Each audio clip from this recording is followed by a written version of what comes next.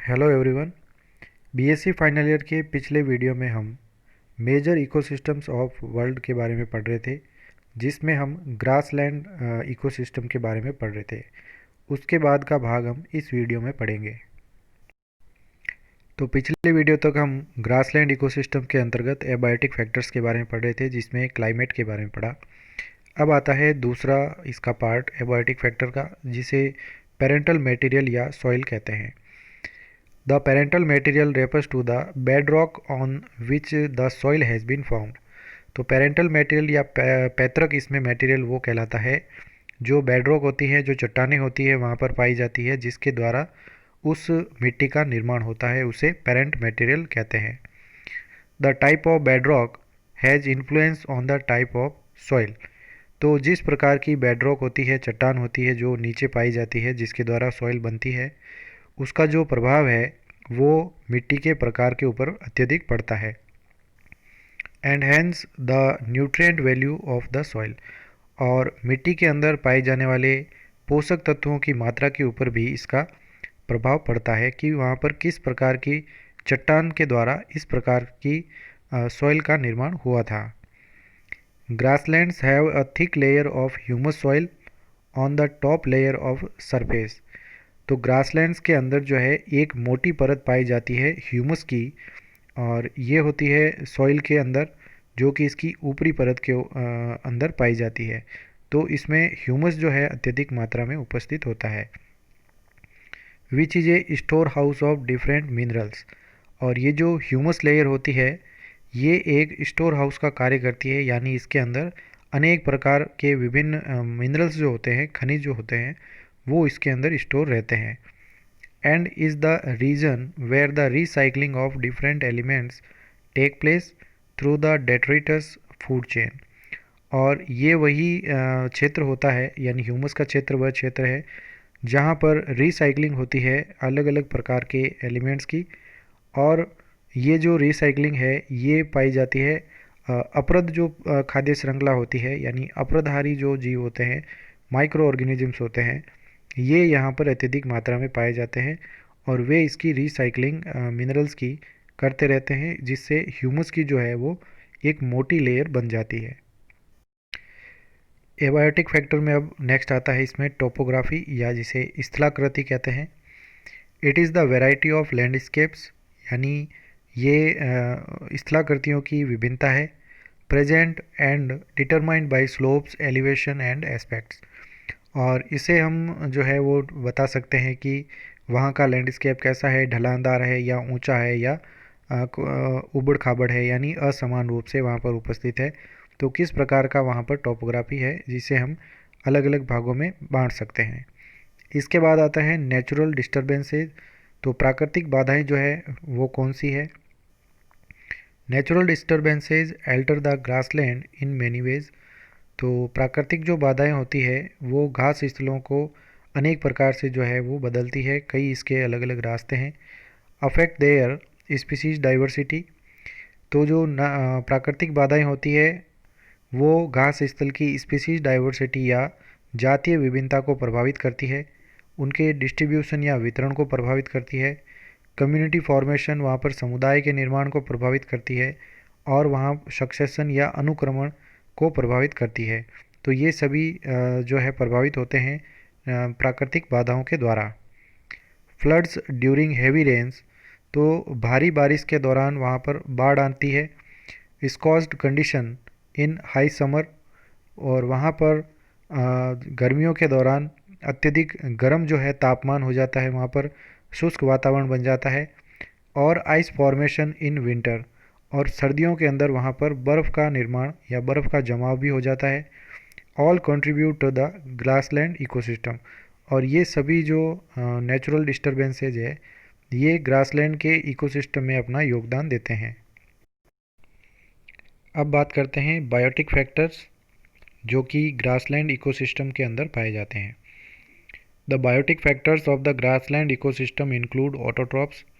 तो biotic factor जो हैं जैविक कारक घास स्थल के, इसमें जो है ऑटोट्रॉप्स होते हैं यानी स्वपोषी, एंड द हेट्रोट्रॉप्स या विषमपोषी, यानी जितने भी कंज्यूमर्स हैं, दैट आर द प्रोड्यूसर्स इनमें उत्पादक हैं, प्राइमरी कंज्यूमर्स हैं प्राथमिक उपभोक्ता, सेकेंडरी कंज्यूमर्स द्वितीयक उपभोक्ता और तृतीयक उपभोक्ता इनमें पाए जाते हैं। The primary producers include autotrophs, जिसमें यानी कि इनमें जो प्राथमिक उपभोक्ता है, प्राथमिक उत्पादक जो है वो सभी ऑटोट्रॉप्स होते हैं, स्वपोषी, that can photosynthesise and include the grasses, सेज, rushes, cyanobacteria, lichens, mosses, trees etcetera. तो ऐसे जो ऑटोट्रॉप्स हैं जो फोटोसिंथेसिस कर सकते हैं, जिसके अंतर्गत ग्रास, सेज, रसेज, साइनोबैक्टीरिया और लाइकेंस ये सभी इसके अंदर आते हैं, और इसमें मॉसेज और दूसरे ट्री, तो ये सभी इनमें प्राइमरी प्रोड्यूसर्स होते हैं ग्रासलैंड इकोसिस्टम के अंदर।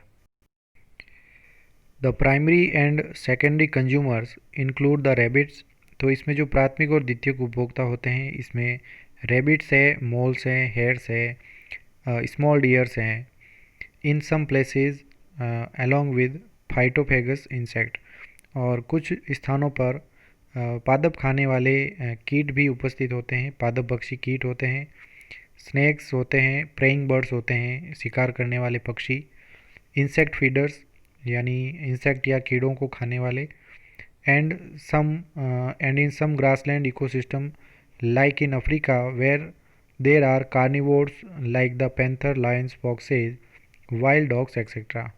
तो ये सभी उपस्थित होते हैं इनमें ग्रासलैंड इकोसिस्टम में, और कुछ घास स्थल के इकोसिस्टम में अलग प्रकार के जो है कार्निवोर्स भी होते हैं, जैसे अफ्रीका के अंदर पाए जाते हैं panthers, lions, foxes, wild dogs, ये सभी जो है वहाँ पर कार्निवोर्स अफ्रीका में उपस्थित होते हैं घास स्थलों के अंदर। अब बात करते हैं तीसरे प्रकार के इकोसिस्टम, जो कि डेजर्ट इकोसिस्टम या मरुस्थलीय पारितंत्र है। Desert ecosystem occur in regions with an annual rainfall less than 25 centimetres. तो जो मरुस्थलीय पारितंत्र होते हैं वो इस प्रकार के क्षेत्रों में पाए जाते हैं जहाँ पर वार्षिक बारिश जो है वो 25 सेंटीमीटर या उससे कम होती है। A significant portion of land about 17% is occupied by the desert. तो एक पृथ्वी के ऊपर एक महत्वपूर्ण भाग जो है वो डेजर्ट्स के द्वारा ढका हुआ है, जो कि लगभग 17% या 17% भाग के ऊपर डेजर्ट पाए जाते हैं विश्व में। ड्यू टू हाई टेम्परेचर, अत्यधिक तापमान के कारण, इंटेंस लाइट यानी प्रकाश जो है अत्यधिक तीव्र होता है यहाँ पर, एंड लो वाटर अवेलेबिलिटी, और यहाँ पर जल की उपलब्धता बहुत ही कम होता है। Flora and fauna are poorly developed, तो इसलिए यहाँ पर जो वनस्पति है और जो जीव होते हैं जो यहाँ पर उपस्थित होते हैं वो बहुत ही कम उपस्थित होते हैं या पुअरली डेवलप यानी कम विकसित होते हैं। टेम्परेचर में range from very hot in hot deserts and very cold in cold desert. तो यहाँ पर जो तापमान है बहुत ही ज़्यादा फ्लक्चुएट करता है, और इसकी जो परास है वो गर्म मरुस्थलों के अंदर बहुत ही अधिक गर्म होता है तापमान, और ठंडे जो डेजर्ट्स होते हैं या कोल्ड मरुस्थल होते हैं इनके अंदर अत्यधिक कम तापमान पाया जाता है। Major hot desert of the world is Sahara desert, Gobi desert and Thar desert. तो जो बड़े और मुख्य गर्म जो डेजर्ट हैं वो सहारा रेगिस्तान, गोबी रेगिस्तान और थार के मरुस्थल, तो ये अत्यधिक गर्म जो है वो डेजर्ट पाए जाते हैं विश्व में।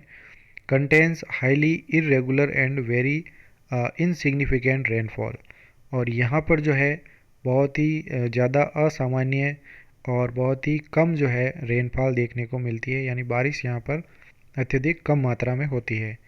एंड लो ह्यूमिडिटी, और यहाँ पर नमी भी जो है वो बहुत ही कम होती है, क्योंकि यहाँ पर एक्सेस इवोपरेशन होता है, यानी यहाँ पर वाष्पीकरण अधिक होता है, क्योंकि तापमान अधिक होने के कारण जल जो है वहाँ पर सतह पर और वातावरण में उपस्थित नहीं रहता है, उसका वाष्पीकरण हो जाता है।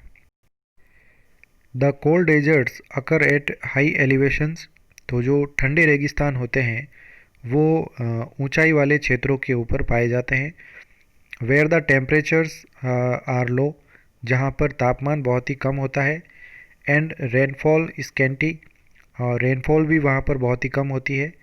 As the air loses all its moisture content, और यहाँ पर जितना भी नमी होती है यहाँ की वायु के अंदर, वो भी यहाँ पर नहीं होती है, समाप्त हो जाती है। As it ascends higher and higher, जैसे जैसे ऊपर की ओर चढ़ते हैं ऊंचाई की ओर, वहाँ पर नमी जो है वो कम हो जाती है। कोल्ड डेजर्ट्स अकर इन लद्दाख रीजन्स, तो जो ठंडे रेगिस्तान हैं वो लद्दाख क्षेत्र में पाए जाते हैं, जो कि हिमालय के हैं। तिब्बत और बोलीविया आर्कटिक के अंदर भी कोल्ड डेजर्ट्स पाए जाते हैं। The different components of a Thar desert ecosystem are, तो विभिन्न प्रकार के जो कंपोनेंट पाए जाते हैं डेजर्ट इकोसिस्टम के अंदर वो इस प्रकार है। पहले बात करते हैं एबायोटिक कंपोनेंट्स की, अजैविक कारकों की। The abiotic components includes the nutrients present in the soil, तो अजैविक कारकों के अंदर सबसे पहले सॉइल के अंदर उपस्थित जो न्यूट्रिएंट्स या पोषक तत्व होते हैं वो इसके अंतर्गत आते हैं। एंड द एरियल एनवायरनमेंट, और जो वायु के अंदर उपस्थित होते हैं। The characteristic feature of the abiotic component is lack of organic matter, तो इसका विशेष एक कैरेक्टर है कि इनके एबायोटिक कंपोनेंट्स के अंदर कार्बनिक पदार्थों की कमी होती है। इन द सॉइल, मिट्टी के अंदर भी, और स्कैरिसिटी ऑफ वाटर, यानी जल की यहाँ पर अत्यधिक कम मात्रा उपस्थित होती है। इसके बाद बात करते हैं बायोटिक कंपोनेंट या जैविक कारकों की। पहले आते हैं इनमें प्रोड्यूसर ऑर्गेनिज्म, तो जो उत्पादक होते हैं वो कौन से हैं। The producers are mainly shrubs and bushes, तो यहाँ पर जो प्रोड्यूसर होते हैं या उत्पादक होते हैं वो मुख्यतया शुभ तथा झाड़ियाँ होती है। सम ग्रासेज, कुछ यहाँ पर घास है, और कुछ जो है यहाँ पर पेड़ उपस्थित होते हैं। Surprisingly there are many species of plants that survive in desert, तो आश्चर्यजनक रूप से डेजर्ट्स के अंदर या मरुस्थलों में अनेक ऐसी प्लांट्स की प्रजातियां हैं जो यहाँ पर जीवित रह सकती है। Most of them are succulents, तो इनमें से अधिकांश जो होते हैं वो सेक्युलेंट पादप होते हैं, मांसल पादप होते हैं। Which mean they store water, यानी कि ये जल को स्टोर कर सकते हैं, इनका संग्रहण कर सकते हैं। अदर हैव सीड्स ले डॉर्मेंट अनटिल अ रेन अवेकन्स दैम, इनके अंदर ये क्षमता होती है कि इनके जो सीड या बीज होते हैं ये डॉर्मेंट रहते हैं, यानी प्रसुप्त अवस्था में पाए जाते हैं, जब तक कि रेन या बारिश के द्वारा जो है ये वापस अंकुरित नहीं हो जाते हैं। Regardless these plants find a way to get water and protect themselves from the heat, और इन पादपों के अंदर इस प्रकार की अडाप्टेशन या अनुकूलन आ जाते हैं कि ये जल को प्राप्त करने की दूसरी विधियां खोज लेते हैं, और अपने आप को गर्मी से बचाने के लिए इनमें अनेक प्रकार के मैकेनिज्म, दूसरी विधियां भी उपस्थित होती है। The most famous desert plant is cactus, तो सबसे अधिक प्रसिद्ध जो डेजर्ट के अंदर पाया जाने वाला पादप है वो कैक्टस यानी नागफनी है। There are many species of cacti, इसकी अनेक प्रजातियां पाई जाती है कैक्टस की। The saguaro cactus is the tall pole shaped cactus, तो जो ये सेगुआरो कैक्टस होती है ये लंबी और खम्बे जैसी आकार की कैक्टस होती है। It can grow up to 40 feet tall, ये जो है लगभग 40 फीट लंबी जो है हो सकती है। It can hold several tons of water inside it's soft tissue, और इसके अंदर अनेक टन जो है जल अंदर संग्रहित रहता है जो कि इसके कोमल ऊतकों के अंदर पाए जाते हैं। Like all cacti the saguaro has a thick waxy layer that protect it from sun, तो दूसरे प्रकार की कैक्टस के समान इसके अंदर, सेगुआरो के अंदर भी एक मोटी और वैक्स से बनी हुई लेयर या परत पाई जाती है जो कि इसे सूर्य से बचाती है, यानी अत्यधिक गर्मी से बचाने वाली परत जो है वो पाई जाती है। Other succulents include the desert rose and living rock, और दूसरे जो सेक्युलेंट पादपों के अंदर आते हैं डेजर्ट रोज और लिविंग रॉक, ये इस प्रकार के पादप इनमें पाए जाते हैं। The stand plant look like a spiny rock, और ये जो लिविंग रॉक होती है ये एक प्रकार का पादप है जो कि एक स्पाइनी या कंटीलीदार चट्टान के रूप में दिखाई देता है। It's disguise protect it's from predator, और इसका ये जो डिस्गाइज होता है यानी ये रॉक के समान दिखाई देता है, तो ये दूसरे जो इसके खाने वाले एनिमल्स होते हैं उसके द्वारा ये बच जाती है। The welwitschia is a weird looking plant, तो ये एक अजीब से दिखने वाला प्लांट है। It has two long leaves and big root, इसमें दो बड़ी पत्तियाँ और एक बड़ी जड़ जो है पाई जाती है। This plant is actually A type of tree, ये जो प्लांट होता है पादप, ये एक प्रकार का पेड़ होता है। And it can live for thousand of years, और ये जो है कई हजार वर्षों तक जीवित रह सकता है डेजर्ट के अंदर। There are many other kinds of desert plant, और भी अन्य प्रकार के मरुस्थलीय पादप पाए जाते हैं। Some of them have thorns, other have beautiful flowers and deadly poisons. इनमें से कुछ में जो है थ्रोन्स होते हैं, बड़े कांटेदार दिखाई देते हैं, कुछ में जो है वो सुंदर फूल जो है लगते हैं, और डेडली पॉइजनस होते हैं, यानी अत्यधिक विषैले प्रकार के भी होते हैं। Even in worst condition these plants continue to thrive. अब ख़राब से ख़राब परिस्थितियों के अंदर भी ये प्लांट्स ऐसे होते हैं जो अपनी संख्या को बढ़ाते रहते हैं, यानी ये जो है वहाँ पर जीवित रह सकते हैं और अपनी संख्या को बढ़ा सकते हैं। अब आते हैं डेजर्ट इकोसिस्टम में पाए जाने वाले कंज्यूमर्स या उपभोक्ता। These include animals such as insect and reptiles. तो डेजर्ट के अंदर सबसे अधिक जो एनिमल्स होते हैं वो कीट तथा रेप्टाइल्स यानी सरीसृप पाए जाते हैं। बिसाइड दैम सम रोडेंट्स, तो कुछ रोडेंट्स यानी चूहे, बर्ड्स एंड सम मेमेलियन, और कुछ स्तनधारी वर्टिब्रेट्स जो होते हैं वो भी यहाँ पर पाए जाते हैं। इसके बाद आते हैं decomposers. Due to poor vegetation the amount of dead organic matter is very less. तो रेगिस्तान के अंदर अत्यधिक कम वेजिटेशन या वनस्पति पाई जाती है, इसलिए यहाँ पर जो मृत कार्बनिक पदार्थ होता है वो बहुत ही कम मात्रा में पाया जाता है। As a result decomposers are very few, और इसके कारण अपघटक जितने भी होते हैं मिट्टी में पाए जाने वाले, इनकी संख्या भी बहुत कम होती है। The common decomposers are some bacteria, तो सामान्य प्रकार के जो अपघटक होते हैं वो कुछ बैक्टीरिया है और कुछ फंजाई है। Most of which are thermophile, और इनमें से अधिकांश जो होते हैं वो थर्मोफाइल यानी तापरागी होते हैं। इसका मतलब है कि ऐसे बैक्टीरिया और फंजाई जो अत्यधिक तापमान के अंदर भी जीवित रह सकते हैं मिट्टी के अंदर।